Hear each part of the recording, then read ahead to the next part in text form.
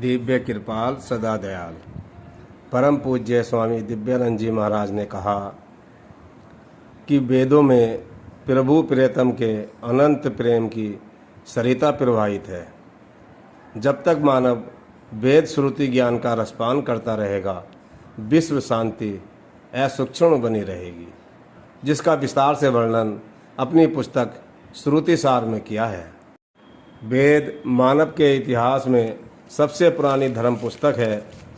ऐसा विश्वास है कि सृष्टि रचना के आदि काल में मंत्र दृष्टा ऋषियों ने ध्यान योग साधना के द्वारा इस ज्ञान को अंतः श्रुति के द्वारा प्राप्त किया। तब से अनंत काल तक यह ज्ञान पीढ़ी दर पीढ़ी मानव जाति को प्राप्त होता रहा और अंतः श्रुति द्वारा एक पीढ़ी से दूसरी पीढ़ी को हस्तांतरित होता रहा। बाद में जब मनुष्य ने लिखना पढ़ना सीखा और लिखने के साधनों का आविष्कार हुआ, तो इस ज्ञान को कुछ विद्वानों ने 4 भागों में बांटकर संकलन कर लिया। ईश्वरीय ज्ञान बिना किसी भाषा के ब्रह्मनाद धाराओं द्वारा मनुष्य के अंतर में प्रकट होता है और मंत्र दृष्टा ऋषि अपनी भाषा में इसका वर्णन करते हैं। प्रारंभ में ईश्वर ने संपूर्ण ज्ञान ऋषियों को दिया। उन्होंने अपनी बोलचाल की वेद भाषा में, जो संस्कृत में मिलती जुलती है, इसका वर्णन किया है। जब जब मनुष्य ईश्वरीय ज्ञान को समझने में भूल करता है, तब तब परमात्मा भूले हुए ज्ञान को पुनः अंतर में प्रकट करता है और इस ज्ञान के प्राप्त करने वाले संत महापुरुषों ने उसे अपने अपने समय की बोलचाल की भाषा में वर्णन किया है। ईश्वर की कोई भाषा नहीं है। ब्रह्मनाद धाराएं इस ज्ञान को हृदय की भाषा में देती है और पाने वाला इसे अपनी बोलचाल की भाषा में वर्णन करता है।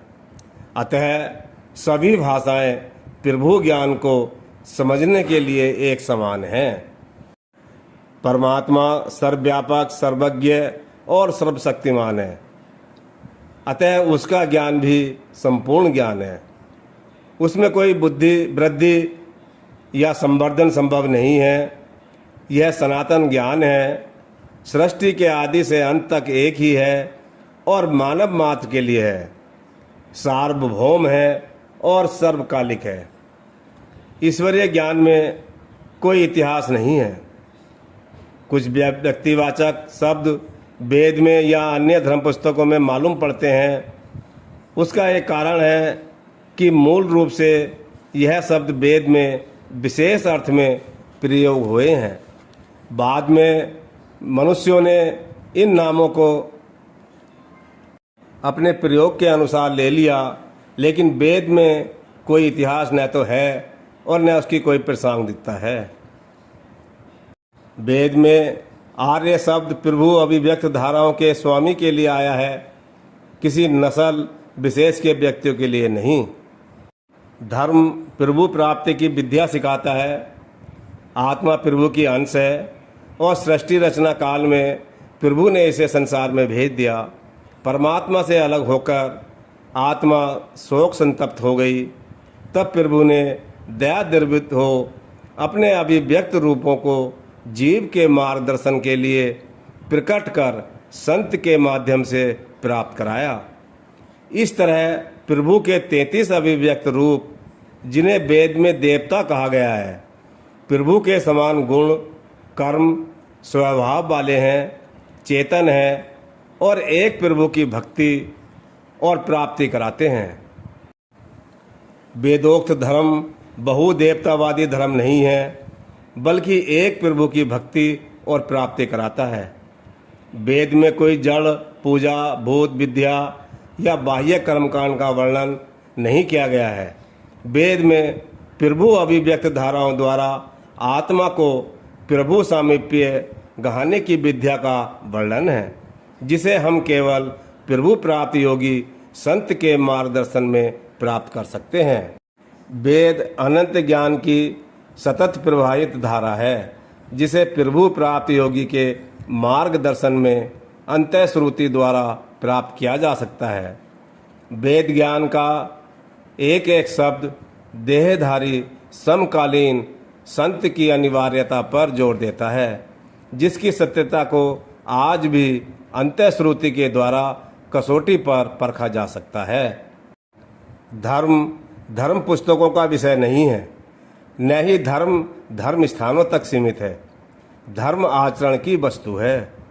आत्मा ध्यान योग साधना द्वारा जब प्रभु सामीप्य प्राप्त करती है तब यह धर्म है।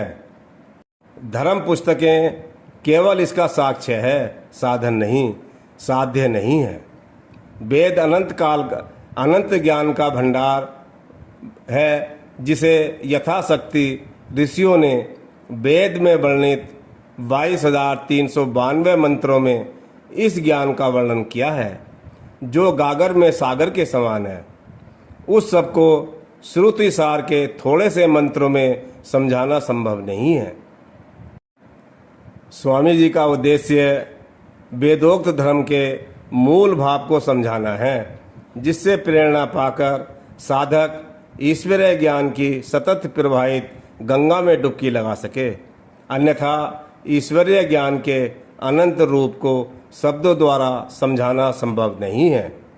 हमारे स्वामी जी द्वारा लिखित पुस्तक श्रुति सार भाग 1 वेदों से मंत्रों को बड़े सरल सहज भाव से समझाया है, जिसे स्वामी जी की पुस्तक से मूल अंश आपके सामने क्रमशः रखने की कोशिश करूंगा। आशा है आप इसे अपने जीवन में धारण करने वाले बनेंगे। दिव्य कृपाल सदा दयाल।